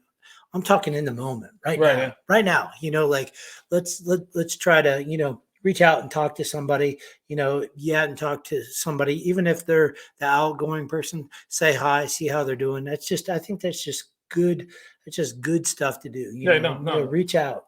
So. No, 100%. Yeah. I just think it's like you always, and this is the thing we throw out is like, I'm not going to try to put my mind in someone that's done that. It's never been an option for me. It never will be an option for me, that choice. I've told you before, and this is where I want people to hear this. It's a bad choice, just because of what we're talking about. When someone has to sit around and talk about, you know, someone taking their life. And you know, fortunately, it's not someone that you and I it's not our family member, but it has touched all of us. But, you know, this is not a choice. Our brothers and sisters. Yeah, they are. Yeah, they're, and absolutely, but they're our brothers and sisters, but there's someone's husband, there's someone's father, there's someone's, you know, that's, you know, mother. This stuff has to stop. I mean, it's not, there's other ways to get through this. It's not the end of the world. Absolutely. Get professional involved, or if you don't feel comfortable with professionals, find someone like us that you can talk it out and tell you how you feel. If you don't feel comfortable talking to, you know, your family or somebody else, but we're definitely out there, but it's just not a good choice. So I think it's time we got to get in our second featured whiskey. Yeah. So I'll finish it, but you know, Che, you know, we've had a lot of fun. I actually got something for you before you pour that. And it's funny, you've been talking about this. You like, you know, you're talking about Old Forester, you know, 1910, and that's one of my favorite. I think it's one of the favorite on the shelf. So one of my captains, Greg in the squadron, he went down to the Bourbon Trail for the first time and kind of explained how if you go down to Louisville, there's so many distilleries right on Main Street, and he ended up going down there, and he got 2 of those, and ended up saying, "Hey, Davis, you want one of these?" Since I got hooked up, and I said, "Absolutely." You're like, "Yes, I love. Will you be here? I love 1910, and that's a double barreled. So like I was excited. I listened to one of your podcasts a couple shows ago, and you were talking about that, so I was a little excited. So let's try that. Let's pop that open. We're gonna pump that. So if we're going to 117, he's trying to throw me impromptu. I love throwing. It again is an Old Forester product we talked about before. Shay's an officer and likes everything detailed and perfect. I'm enlisted. So. We can adjust fire. It's all right. So we did talk about it. It is the same product. This is Old Forester, which again we talked about in the past, is a Brown Forman product. What Phil talked about, this is a special release that came out last year, the 117 series, and again, it's just the 1910 he talked about. It's aged. I don't think it's exactly how long, but it's double barreled, I think is what they call it. But it's just these were, I think, only gift shop releases. I believe so. I don't think they've ever come out, but like it's crazy. Like this tiny bottle. If you did, people that aren't into whiskey. 375. It is a 3. This is a 750, a 375. It is a smaller bottle. And it's crazy what the prices of these go through. The secondary price of these are crazy. So I'm excited too.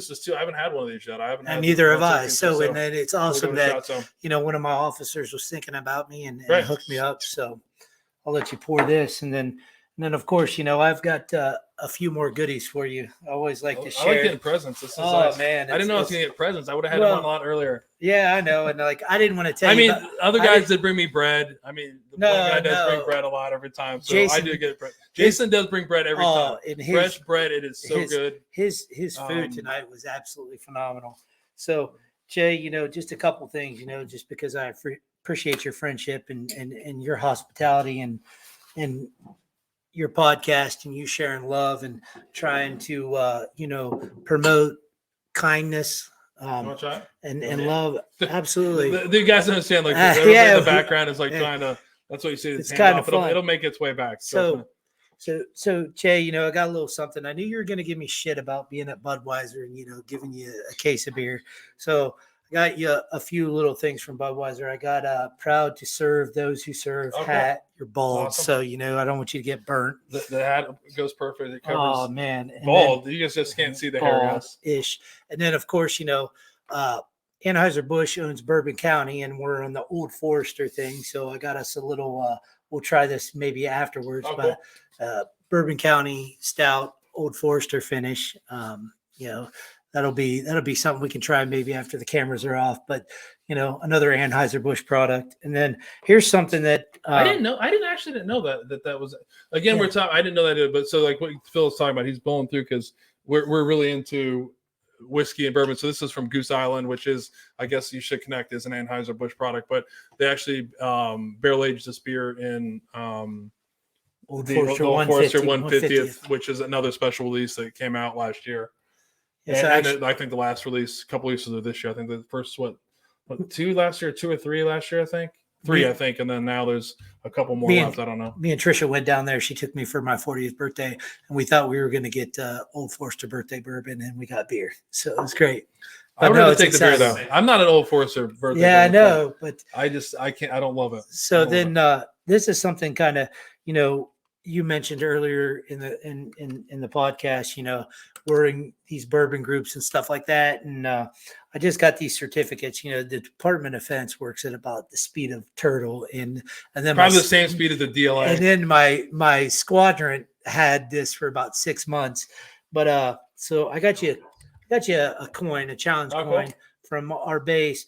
But then this is for a lot of people, but I can't make a ton of certificates for everybody. But while I was deployed to Jordan, I was out on the Syrian-Iraq border, and one of our bourbon groups, the Central Ohio Bourbon Group, put together a large donation and sent a bunch of stuff to us while we were there, food, cigars, thousands of dollars worth of stuff. And they were very specific on like, what do you guys need? And they sent it to us, and we got premium products and exactly what we need. So like nothing went to waste, which was beautiful because you can't have too many baby wipes and baby powder and condoms and bathrobes and flip flops. So key fob keeps your hotel room. Yeah. You can't have that. I think we had so many toothbrushes. We were using those to like polish shit, out on the job, clean stuff. But anyways, this is a little certificate of appreciation to the Central Ohio Bourbon Group that we're at. Cool. But I know that you were a big part of behind the group and getting stuff here, and you've supported me and my family, and I was very blessed to fly a flag overseas for your family, right. And support. But this is to you and to one of our groups for the support that you bestowed upon me, and then probably about 100 airmen. So Awesome. Thank you, Phil. here's a little certificate for me. Thanks. So Yeah, I appreciate you, brother. Yeah, and I'll pass this on to we'll have to post it in the other group. Yeah, we'll post it in the group. But yeah, this is definitely not. It's not all my doing. I did pack it up and put it in boxes, but there's a lot of people, which was a lot more than you thought. It was funny. My dad actually. It's funny. So my dad's the people who've been listening is actually an Army veteran, and we were putting this together. My dad was like, "Where's all this shit going?" And it was funny. I don't think I've shared this, but we're trying to pack. Like we had a lot of stuff, and I'll post some pictures. I think I have them. I'll post them in your thread here. Of how we had, but there was like all these boxes of just food, and there was immense donations from the members of Central Ohio Bourbon, but there was a bunch of M&Ms in this box, and we broke them down, and we're like packing to make them easier packed. My dad like grabs this pack of M&Ms, and he starts opening. I'm like, "What are you doing?" I'm like, "Those are going to these are going to soldiers deployed." My dad's like, "I was fucking deployed once. Nobody sent me M&Ms," and he's like, "Are they going to miss any of these M&Ms?" And like you can't see it, but behind the screen is a gigantic, is a ping pong table that was full of stuff, and I'll post some pictures. And I remember giving my dad a crap about it that he actually stole. So you guys got one less pack of peanut M&Ms thanks to my dad. I think and maybe me because okay. I probably did eat them. I did help him eat them as well. So once he broke it out, I was like, "Fuck yeah, we deployed too. Why can't we have some of these M&Ms?" But that was awesome, man. I really, from the bottom of my heart. I mean, I know we've had talks before, and I'm very thankful and very honored, to be a part of bourbon groups that donate to the food banks and donate to other causes, and that's just a part of I think the great American society that we live in, and I'm fortunate to be around a bunch of veterans, so thank you again to all those who donate, not only just to me and some of our groups, but to these other organizations, because I can tell you that if you've never been deployed and you've got a care package, 17 years in, I get a care package and it's like fucking Christmas. And it's awesome to get the beef jerkies and that stuff and get the homemade cards from kids in third grade that ask you how many people you've killed and shit. You're like, you got to lie. And, well, in my case, I don't have to lie. I haven't killed too many people, but because some of these guys, just know that just 7 today, kids. Just 7. I killed 7 toilets when I plunged them. But no, just let people know, that are out there watching that when you do something kind, whether it's to a veteran organization or something else, that they're very thankful. I try to pride myself, and this, Jay. I try to really pride myself when somebody does something kind to me, to my guys. I like to reach out. Excuse me. I like to reach out and show my thanks. So I appreciate it. No, I appreciate that, and thank you again. Unfortunately, like it's the group he's talking about. It's like the Fight Club. We're gonna have to kick Phil out now because he's like the fight. First rules of Fight Club is don't talk about Fight. No, we're kidding. No, but thank you for all the. There's a lot of members that are part of this group as well. So thank you. It wasn't just me, and I do accept this with a lot of honor. We do take a lot of pride in helping the local community as well as our service members that deploy. And unfortunately and fortunately, we have another member that's going to be deploying here again soon, and I'm definitely 100% going to eat at least one pack of the peanut M&Ms that are going to him. Sorry, Andrew. I'm going to go over and make sure that his bourbon collection's safe and taste it to make sure it doesn't go bad. And the only hard part of the job was initially the first time we ever did it was explain to people that we could not send alcohol. They're like, but can we not? And I'm like, we definitely don't. we definitely don't. We're not going to be a part of that because I mean, no, you can't send it. But to be honest with you, I was a little, I was a little surprised. I can't disclose who it was, but there's a guy that we know that. Thank you for the tea. Yeah, exactly. Yeah. Thank you for the tea. But yeah, you don't realize it's like people like you should, if you want to try, go ahead. But I didn't want to risk, like, again, it wasn't my money. A lot of people it donated to it. So believe it or not, I think some of the packages got held up for you. And then another, I think with Jason, we sent a bunch of stuff to Jason. They got held up because it was like tobacco or something weird. It's pretty funny, but yeah, we'll continue to do that. And again, in all seriousness, thank you for that. It's a huge honor to receive that on behalf of the group, which is doing great things, and it's a great to be part of that group and to be able to lead that group, which is awesome. So so now we're getting to the fun stuff. So like you guys have talked about this. Phil is huge into whiskey, and he hasn't talked a lot about it. He's huge into cigars. He's actually got me into the habit that my youngest son absolutely hates, which is smoking a pipe tobacco.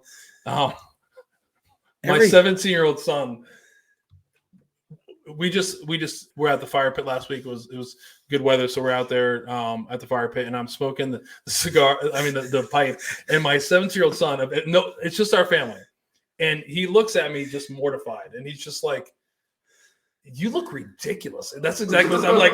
And he's just, I'm like, dude, I don't give a shit. I'm like, I'm with my family. He's like, but do you know what you look? I'm like, I don't, like, there's no one around. Like, it's just it was pitch dark in the backyard. Like, he doesn't understand what sophisticated looks like. But yeah, he's young. But my dad was actually here, and my dad actually helped me out. He's like, his grandfather smoked, tried to help me out. I was like, his grandfather smoked a pipe too, and I think my son was like, he probably looked just as ridiculous as my dad did, but it's funny. So Phil's huge into tobacco, huge into whiskey in moderation, right? In moderation. So this is a tough question. I want you to be ready about this. Like, what do you, if you had to give up one of those habits, which would it be? If you had to give up whiskey or tobacco, which one would it be and why?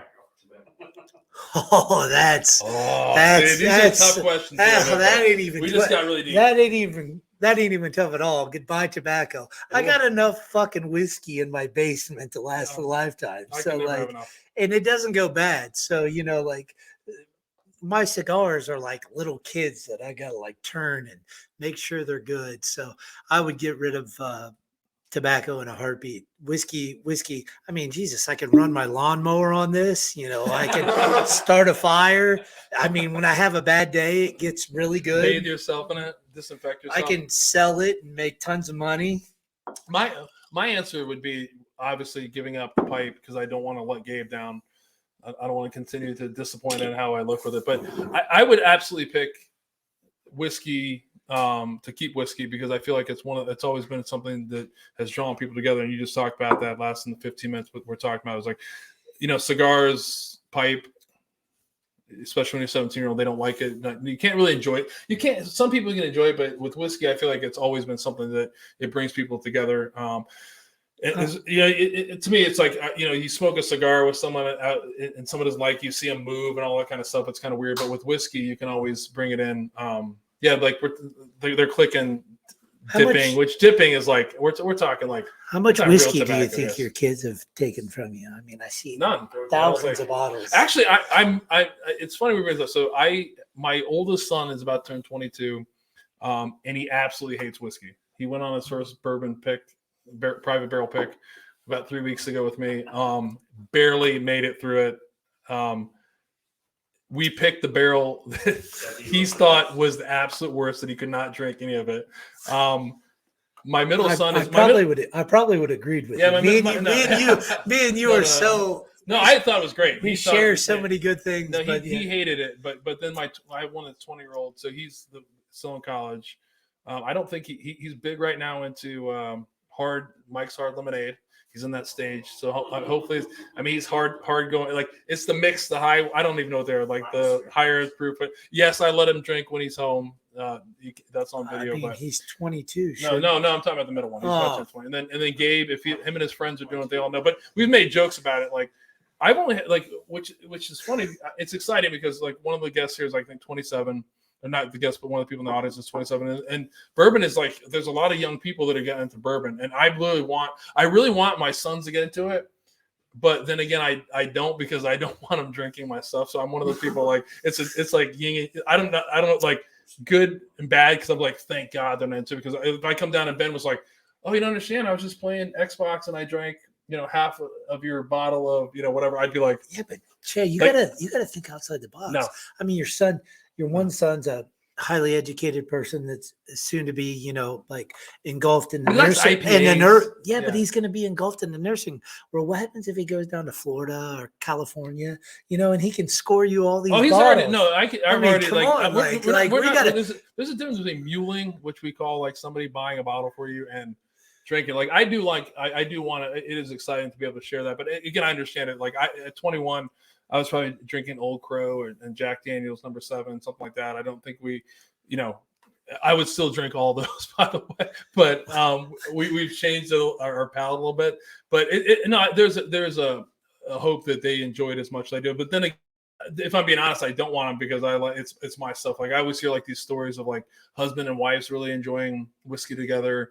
And I'm like, there's a part of me, it's like, oh my gosh, that would be so awesome. Like my wife loves old fashions, which is great. But I would be livid if I came down and she's like, oh, honey, I decided to drink this bottle. Like I like having my stuff. So hopefully. And I've actually made a bet with my kids. It's funny you brought up about whiskey. Is not a bet, but I told them when they turn 21, we could open any bottle of bourbon that is in the basement. And you guys can see it. This is all I have, in case you're wondering, is behind me. Bullshit. I have more, but in the hopes that we drink it. So my oldest son is still not taking up the offer. My middle son asked if he could just have the bottle, and I said, what do you mean have the bottle? He said, I don't want to drink it, but can I just have it? And I said, well, what the hell are you gonna do with these? Like, I'm gonna sell it. Like I heard all these stories about you guys are always down here, you and your buddies talking about bottles, about how much they're worth. I'm gonna sell it. And I was like, no. I'm like, what bottle would you take? And he literally went to one of the bottles behind here. Not which is a lie. And he picked out a bottle and said, that's one I would take. And I go, why? And he's like, I heard all your friends talking about it. And that's just how much this bottle's worth. And and I'm like, you're not getting that bottle. If you want to open it and drink it, we'll do it. But he's just like, no, I don't. He's going to be a hell of an entrepreneur, And when you kick the bucket, man, he's going to be like, Dad just bought me a new Corvette. Well, shit. Well, with the amount of stuff Che's got, it's going to be a Ferrari. Well, I feel like he's already like walked around in a different view. But I think it comes back to like you asked that question. A lot of people say that about like I've set some pretty significant boundaries with my kids, which I think are important. And maybe have they tapped into it? Yes. But they kind of understand that that'd be very bad for them. Yeah, it'd be very bad for them if one of them did that. And I've actually had them down here when they have a bunch of kids over and be like, if anybody touches a whiskey, you all die, not just one of you. You all die. I think it's responsibility. No, it is. Yeah. I've got family members that live in Great Britain, and I went over there after Afghanistan and visited them. And one of my relatives, she was 16, and they were going to the bar, and they were taking the train and going home because they realized, the responsibility of it. I think that's where America's got a little bit of a flaw. We wait till we're 21 to let them, indulge in a beverage, and then they go ass wild, even though at 18 they're an adult, and then some of it, it's just parenting, and they explain to him. My son will be 5, and like he knows that I work for Anheuser-Busch and adult beverages pay the bills, but it's about responsibility, Yeah. Well, I've always had a rule. Like I talked about this before. We had a guest on that was underage, but actually serving in his country, which I think is totally different. I feel like if you're a veteran and you're serving, you absolutely could have a fucking drink anytime you want, but that's a whole different subject. But it's rules. Like, if when all my boys were underage, the rule is if you're at the house, you can have a drink with us, and then but you don't go anywhere. You don't like, and not just them driving, but you're not going to leave here and then your friend's going to pick you up and you're going to where, like, if you had a drink, you'll do that. And it's been pretty good. I mean, I have my middle son, I keep trying to poke the bear a little bit because I just want a whiskey buddy at home. Well, and Gabe, what? it could be you, and we could smoke a pipe, Gabe. I hope because he's with his mom right now, and Shelby was like, "Check it out, Gabe. You can get into the pipe, the whiskey. We can bond forever. You can be my favorite son." I've got some nice estate pipes. You want me to hook him up with? But I gotta pick fun at him a little bit. He's I love him, but so we're 145 in. Yep. It's been a good conversation. Absolutely. I think I thank you for coming on. Thank you for your service. Thank you for coming on for episode 10. It may have been you're worth it. It may have been earlier. Yeah, it may have been worth it. You can use my line. Like, come on, man. I cannot wait to use that on somebody who doesn't know this. I don't know what the problem is. We're probably going to start some trend. I hope we do. That people are just like, what did that guy just fucking say? Like, I mean, I just can't wait. But no, but I would have had John earlier, but like I think episode 10 is a milestone. I want to thank everybody who's listening right live or who will listen eventually. I thank you for supporting this idea I had. It's kind of crazy. Like this week we've hit 500 members. We're not trying to go super fast, growing organically, but 500 is pretty important. Got a little gift. Hold on, more gifts, but for the he's bringing out more gifts. But I love it. For 500, we got to support. Somebody's going to win this tonight. We have some cool things going. We'll do. Somebody's going to win this. We will. So episode 10, I thought was a milestone. Episode 10, I said if I got to episode 10, I'm going to start branching out to some different venues of like YouTube and some things like that to make it easier and grow the group. But I want to thank everybody who's been listening. I want to thank all the guests I've had just tonight and up to now and then in the future. Thank you for what you're doing. Thank my family for letting me occupy the basement for Thursday nights every couple weeks and have them stay away and take care of the dogs and things like that. You think your wife would be okay with me sleeping on the couch tonight? I don't know. She might be okay. I'm not because I have to. That's what sleeping on the couch. Well, after you told her how much you love Korea. yeah, I'm in trouble. But but I just want to thank everybody. So a couple of things. I think Phil brought a gift, but I did promise something when I talked about before we get into like the seriousness. But I do have a gift bag that please pay attention. Post something like I've done in the past. This is a really cool gift bag. You've seen the pictures. If not, I'll post the pictures here. But a really cool gift bag with a lot of cool swag in it from our folks at Beam Suntory for episode 10. So please, I'll post some questions in there, answer them. It is okay to cheat, but again, I challenge you to listen to the episodes and really understand. And listen to the veterans and their stories that have been on here before. So again, thank you, Phil, for coming on. Thank you for being here for milestone 10. It doesn't seem like a lot, but it's a lot of work behind the scenes by myself. And I have a support cast here. Andrew, Jason, although he didn't bring bread a couple weeks ago, it's all right. Nathan, Josh, thank you guys for helping out. And obviously there's other people that have helped out. John, designing the logo, for me. I appreciate that. I do love having a Glen Cairn that I can drink out with my picture on it. It does make me feel really good about myself. It actually it's a split feeling. Like it's that no, but I do. I'm sorry to digress, but I just want to thank everybody who's supported this. It's a crazy idea. I wish I'd done it earlier, but I feel like we're making an impact, and if we can help one person, that's the goal. Not just me, but anybody in the group can help someone. So thank you, everybody. So it comes that time that is the serious part of the night, an important part of the night, and why I kind of started this was to end veteran suicide and to help that one person from making a mistake that they really can't come back from. So tonight we're going to honor a Navy veteran. So we're going to remember Navy Petty Officer 3rd Class Brandon Patrick Caserta, age 21, which kind of hit home, age of my son. Brandon unfortunately took his life on June 25th, 2018, while he was assigned to Helicopter Sea Combat Squadron 28 in Norfolk, Virginia. Brandon was born on May 25th, 1997 in San Diego, California. He was a big karate guy who lived up to those the karate code words: honor, respect, patience, and kindness. Brandon, during his life, always tried to find the good in people. His family, one of the things that when you read about him, he you know, I hope he understood, you know, from people, his family and other people, how many people he touched, and how compassionate he was and very supportive of his family and everybody came across. Brandon actually joined the Navy. When he joined the Navy, actually joined on a Navy SEAL contract. Unfortunately, like a lot of people, we had a guest here a couple weeks ago whose son had the same thing. Fate intervenes. He actually broke his leg and was actually dismissed and had to drop out of BUDS training and had to be reclassified. He was survived by his mother, Terry, and his father, Patrick. He has an interesting story, and we're going to I'll post it. It should be coming up here on an automatic post about him, but you definitely should look him up. This is one of the probably the most controversial discussions we have here, but definitely came from what the Navy has determined as a toxic environment that kind of led to his suicide. But his parents lobbied to Congress to expand mental health services to members of the military, which is known as the Brandon Act, named after their son and is part of the National Defense Authorization Act. So look that up. And sorry to his family. And here's a drink to Brandon.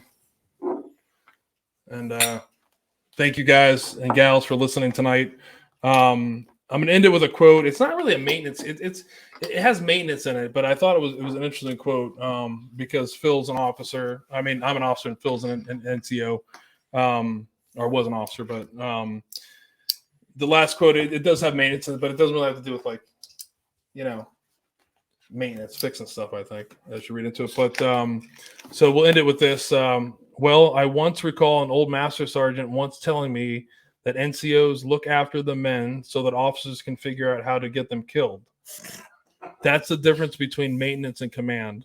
And that is from Garth Ennis. So again, thank you everybody for listening. Thank you, Phil, for coming on for episode 10. Thank you. We'll be back in a couple weeks. Everybody have a great night and thanks for tuning in. Thanks. God bless.